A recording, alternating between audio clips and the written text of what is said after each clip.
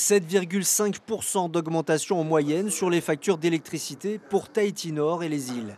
Dans ces zones, tout le monde ne sera pas touché. Les ménages ayant une puissance de 15 ampères au compteur échappent à cette majoration, soit tous ceux qui utilisent ces appareils et pas plus. La cause de cette revalorisation est l'inflation régulière du prix des hydrocarbures depuis 3 ans, non répercutée par EDT. Et puisque 60% de l'électricité provient de l'énergie fossile en Polynésie, la répercussion est inéluctable. Initialement, la demande du concessionnaire, de l'autorité, du concessionnaire était beaucoup plus élevée.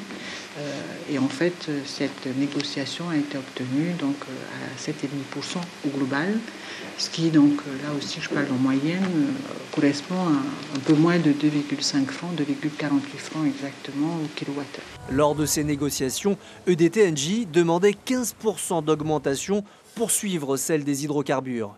Une revalorisation des factures est donc à craindre assez rapidement. Ce qui est certain, c'est que le manque à gagner depuis 3 ans, qui est dû à l'augmentation des hydrocarbures, est de 1,850 milliard. C'est ça qui est le chiffre. Donc il va falloir étaler cette dette. Bon.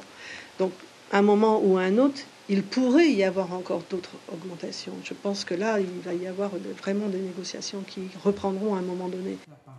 Pour être moins dépendant des fluctuations du prix des hydrocarbures, la ministre veut appliquer le plan de transition énergétique pour 2030. De manière globale, c'est 75% d'énergie renouvelable. Aujourd'hui, nous sommes à 40% sur Tahiti Nord, 35% d'hydroélectricité et 5% d'apport de solaire.